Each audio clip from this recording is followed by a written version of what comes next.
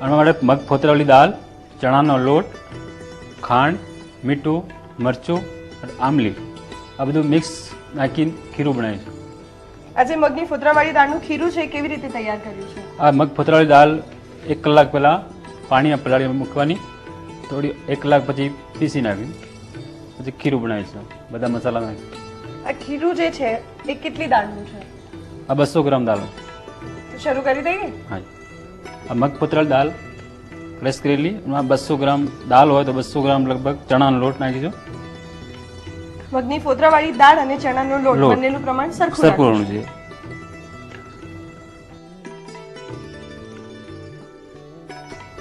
સો ગ્રામ જેવી ખાંડ નાખી છે.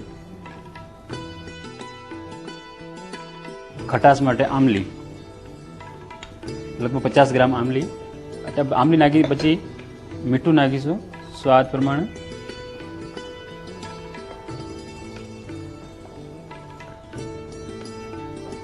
પાત્રા બનાવતી વખતે મગની દાળની જગ્યાએ બીજી કઈ દાળ વાપરી શકાય? મગની દાળ ના હોય તો એટલે ચણાના લોટના બી પાત્રા બનાવી શકાય. મરચાં નાખ્યું તીખાશ માટે 50 ગ્રામ જેવા મરચાં, વાટેલા મરચાં, વાટેલા પીસેલા મરચાં,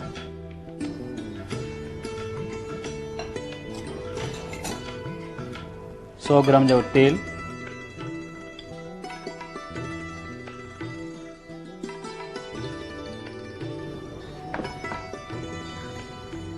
બધા મસાલા મિક્સ કરી દેવા. આ ખીરું તૈયાર છે. હવે આપણે પાત્રા પર આમ ખીરું લગાવીએ છીએ. આ અરવીના પત્તા આવે છે,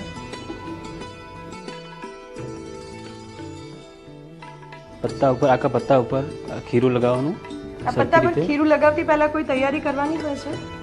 આ પત્તાને નસા કાઢીને ધોઈને રેડી કરી દીધી, પછી ઉપર ખીરું લગાવવાનું સરખી રીતે ચારું બાજુ. એટલે આ ખીરું લગાવી દીધું. હવે અને બે साइड में ભેગા કરીશું और साइड में और खीરું लगाइए. બે બાજુ વાળી પણ ખીરું લગાવી, ઉપરનું ખીરું લગાવી છે લાવી.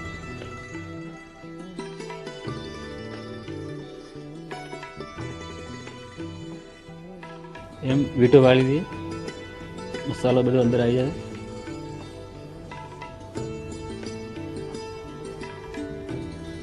આ વીંટા તૈયાર થઈ ગયા. પાત્રાને આપણે પ્લેટમાં મૂકી બાફવા માટે સ્ટીમમાં મૂકી દો. 15 થી 20 મિનિટ આ પાત્રા તૈયાર થવામાં લાગશે. આ પાત્રા તૈયાર છે. વઘાર કરવા માટે પણ કાપી દઈએ.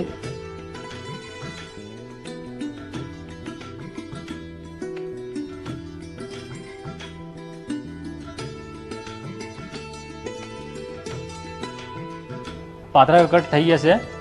હવે આપણે પાત્રા વઘારીએ છીએ. 2 ચમચી તેલ વઘાર માટે, રાઈ,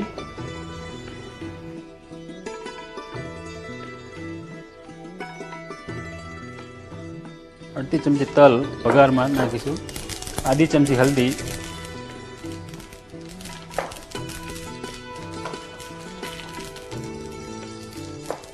પાત્રા નાખી દઈશું.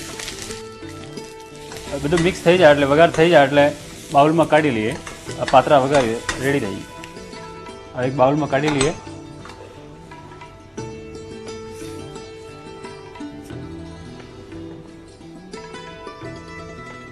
આ પાત્રા તૈયાર છે. ઉપર ટોપરાની છીણ નાખી શકાય.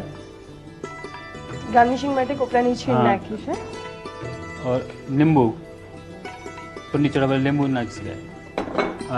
પાત્રા રેડી છે.